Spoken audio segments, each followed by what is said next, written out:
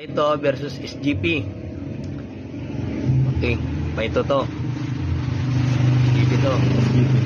Okay.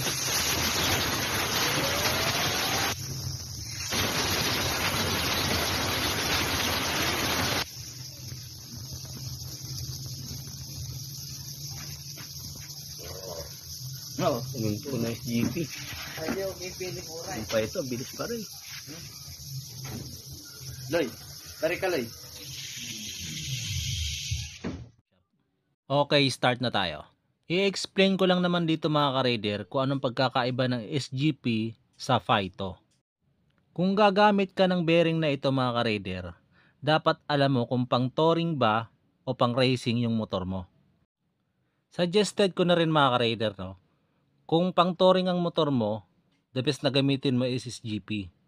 Kung pang laro naman yung motor mo, the best dito ay yung FITO.